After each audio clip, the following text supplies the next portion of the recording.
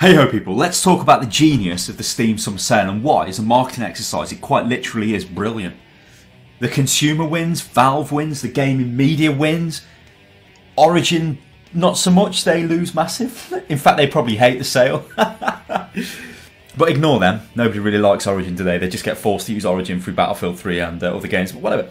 So, why is it so good? Why is the Steam Sale just so good, so super excellent, brilliant? Why? Well, let's ignore the daily deals, let's ignore the flash deals, and let's ignore the community choice. We'll get onto them in a minute, but just look at the store and the deals itself. You still have games which are 33% off, etc, etc. Without those super deals, they still are really good deals, which in any other setting or shop or store or place or whatever, that would be a really good deal. But this is where it becomes effectively genius. Now, you have the daily deals. Daily deals have taken place in older Steam sales as well. They've sort of been, you know, the cornerstone of the Steam sales. So every day, new deals are put up, which these are games that have massive reductions. We're talking up to 75% off their marked price, which is like, that is a really big deal. The next thing, now this is where it gets even cleverer. So the daily deals obviously draw you back every day to check the store. You've got the flash sales. Now these change every few hours, so multiple times a day. This causes you as a user to check the site over and over again. What's the next flash deal? What's the next flash deal? Or flash sale, you know, I really need to know what it is. What is it? Well, of course, when you're doing this, you're getting more and more exposure to the current daily deals. The pack deals, which are like the developer games packs, you know, you're getting more exposure to them. The community choice deal, which is voted on every 8 hours, gives the community a choice. Now, it puts 3 titles up, tells you what the percentage off will be. Everybody votes, whichever one wins becomes the choice, you know, the community choice. So not only now are you checking for the daily deals, you're also checking for the flash deals. You're also coming back every 8 hours to find out what the community choice deal is. So how many times are you visiting Steam a day? It's getting ridiculous. You keep going there, you keep going there. Now, you could argue, why is this a bad thing? You know, you just want to find out what the deals are. It's not a bad thing. From a marketing point of view, it's an absolutely genius thing, because what's it doing?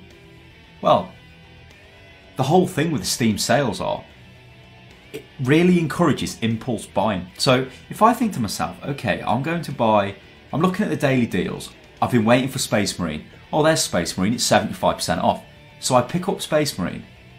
But I'm also looking, it's like, well, there's Max Payne 3, there's From Dust, there's Sonic Generations, oh look at that, there's a community choice, oh look, it's Bioshock 2, oh that's really cheap, oh look at the flash sales, oh Alan Wake. Ooh, all of a sudden you start thinking more about it, but you think, no, that's okay, I bought Space Marine, and you leave the site. But you know deep down, well not even deep down, you're going to get bombarded with every news site on the bloody internet is going to bombard you with this.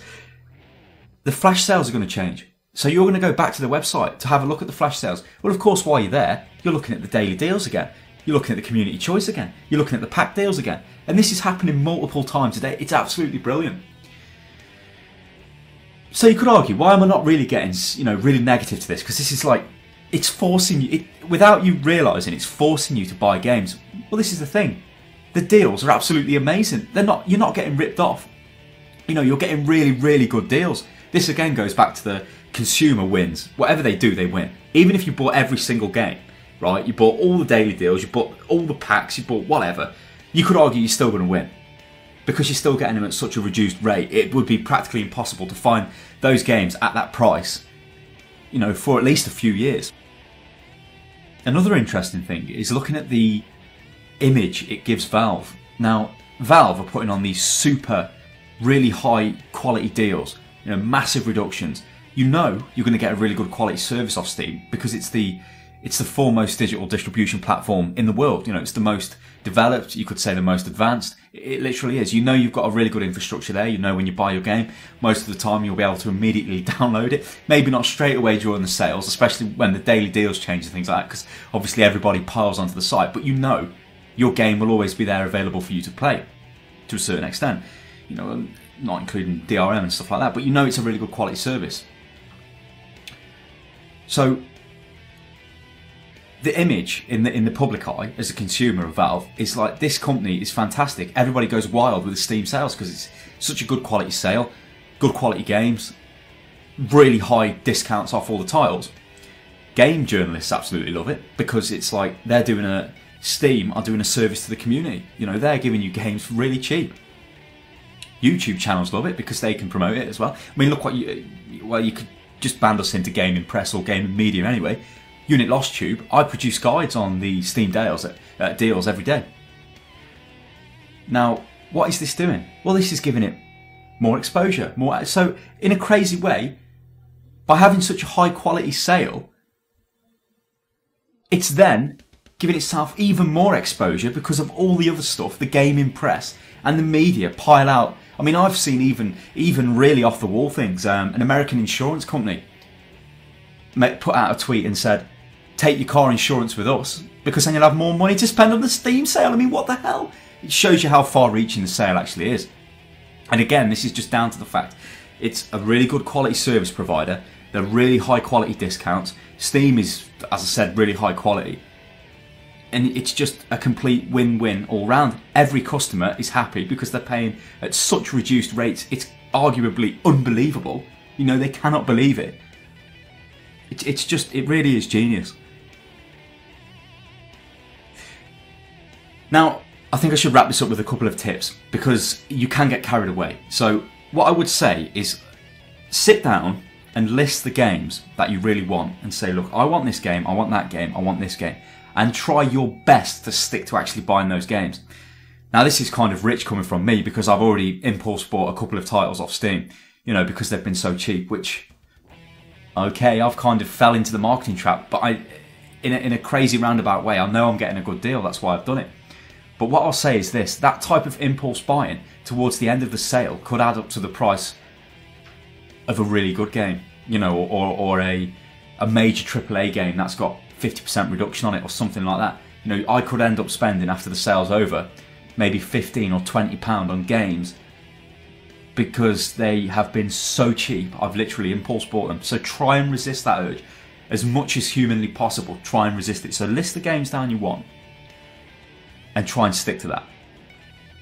Maybe put yourself maybe £10, $20 or whatever aside. Just say, look, this is my impulse buy allowance. If I go over that, then that's the end of it. The next thing is try not to buy or really fight the urge to buy the packs because you get the developer pack deals. So let's use Bethesda as an example. Let's say me as a consumer, I want Skyrim and I want Fallout New Vegas. They're the only two games I want. But then I look at the pack and the pack is cheaper than buying those two games individually at full price. So I think to myself, well, that's a good deal. I'll buy the pack because you know how many games are you going to get? You're going to get absolutely tons of games, loads of DLC, loads of stuff like. But what you should really do is wait until the very last day of the sale before you buy any of the packs, because the odds are your Skyrim and your Fallout New Vegas will appear as a daily deal or as a flash deal, like 75% off or up to that amount, 50% maybe, something like that. But if you bought the two titles from those deals, now this is going to mean, you know, you need to keep on top of the Steam website, you will actually save money. So I'm going to wrap this up here, guys. This is like a more detailed look at the Steam summer sale and why it's just a stroke of marketing genius on every single level for everybody involved apart from Origin. You know, it really is. It's crazy. It's crazy. Absolutely crazy. So I hope you enjoyed that, guys. Please make sure you subscribe to Unit Lost Tube. We love subs and hopefully you love our content. We'll do more Steam Daily Summer, Daily Summer. My mouth does not function. More Steam Daily Summer Sale guides. We got there in the end. And we'll keep you updated as to the best offers and stuff like that. So yeah, please click all the links in the video description and subscribe. And I'll catch you next time, people. Toodaloo.